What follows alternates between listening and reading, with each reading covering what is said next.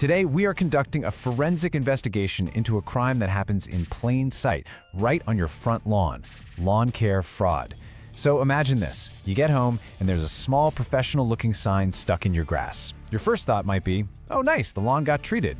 But what if that little sign is actually the first move in a very calculated theft? We're going to break down exactly how scammers trick you into paying for work that never, ever happened. And that really gets to the heart of this scam, this frustrating paradox. They profit from work that was never done. See, this isn't about a sloppy job or a bad haircut for your lawn, it's about a complete fiction. It's called a ghost treatment, and it's designed to turn your property into a crime scene that, believe it or not, you're expected to pay for. It all hinges on the idea that for a small enough fee, you probably won't look too close. And make no mistake, this is not a small-time problem. According to the Better Business Bureau, landscaping scams are up a staggering 43%.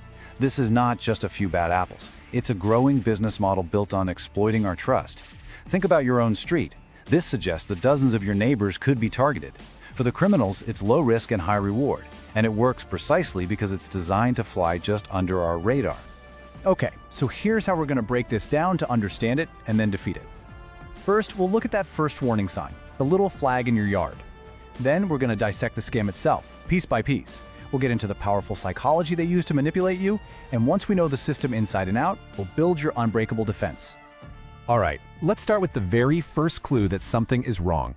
It's an object that looks totally benign, maybe even helpful, a sign that implies your lawn has been taken care of. But in this context, it's actually the first step in a robbery.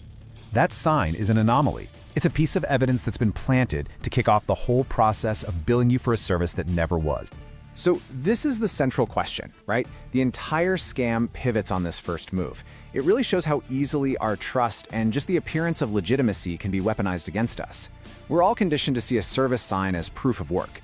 And scammers know this. They count on it, turning a simple symbol of a well-kept neighborhood into a tool for fraud. Now, let's pop the hood on the scammer's playbook.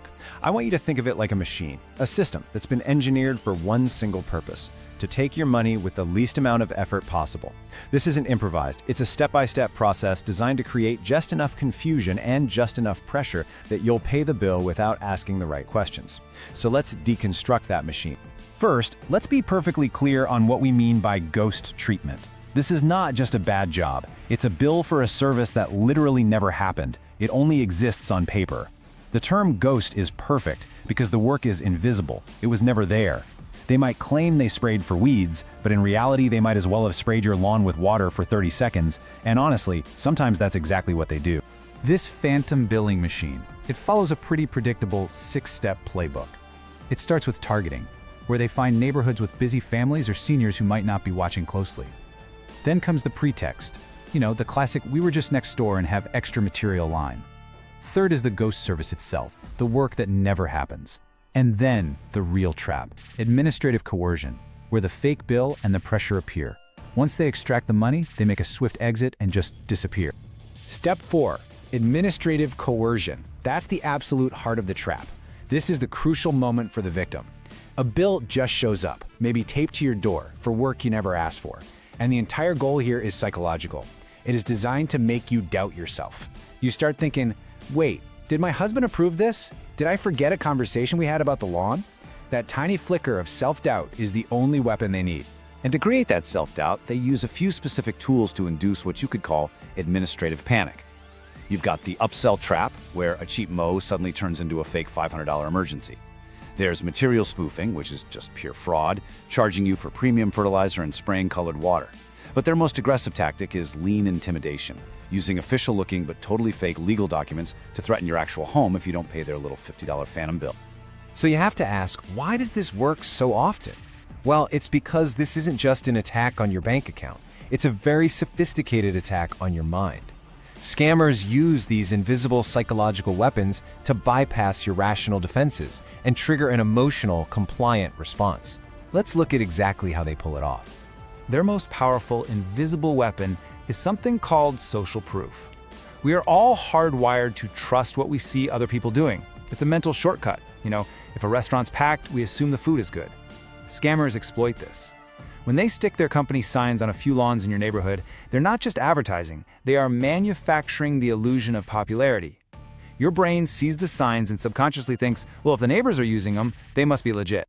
And here is that theory put into practice. That little flag they stick in your lawn, it's not just a marker. It is a psychological prop. It is a physical object designed to trigger that social proof bias and create a feeling that a transaction has already happened. It's this powerful visual cue that just screams, a professional was here, value has been delivered. And that creates a subconscious urge to settle the debt even if you never agreed to it. And here's where the manipulation flips. They combine that social proof with our natural conflict aversion. I mean, nobody enjoys a confrontation, right? Especially over what seems like a small amount, like $50. This is the psychological choke point. The scammers are betting you'll do that quick mental math and conclude, you know what, it's just easier to pay this than to argue. And just like that, you've gone from being a vigilant homeowner to a compliant debtor. Okay, now that we know exactly how this scam works, let's talk about how to stop it cold. We're going to build your defense, and we're going to start with the most powerful and impartial tool you might already have, your own technology. Why? Because the digital witness does not lie. It has no biases, no emotions, it just records the facts. Your defense is a simple 3-step forensic protocol. It immediately shifts you from a position of passive trust to one of active verification. The first and most important step is the camera first rule. The second you see a bill or a sign you don't recognize, before you do anything else, check your doorbell camera or your security feeds. Look at the timestamps. Was a truck ever there? How long did they stay? What did they actually do? This is your baseline for the truth. Now, what if you don't have cameras or the footage isn't clear? Your very next step is to go outside and conduct a physical investigation of the crime scene itself.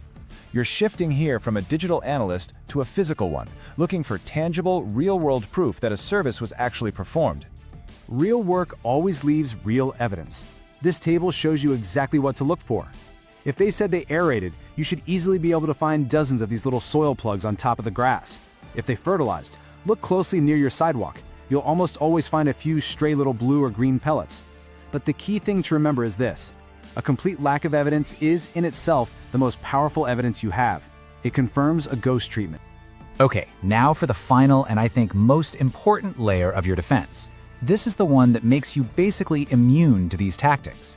This isn't just about reacting to a scam. This is about a proactive policy that shuts the whole thing down before it can even start. This is your final safeguard. Here is the bottom line. Legitimate professional companies use written contracts, period. A contract isn't a hassle, it's the sign of a professional operation. It protects them from people who don't pay, and it protects you from fraud by spelling out the work, the cost, and the schedule. Anyone who insists on a handshake deal for a new service is a giant red flag. Just make it a personal rule. No contract, no work. So, if a scammer does send you a bill and keeps pushing, you need a clear exit strategy. It's a calm, firm, non-negotiable response. Step 1. State the facts. This work was not authorized. 2. Refuse payment. 3. Inform them. I will be reporting this as unlicensed solicitation. And finally, this is critical. End the conversation. Do not argue, don't negotiate, just hang up the phone or close the door. It's over. So let's recap the whole system.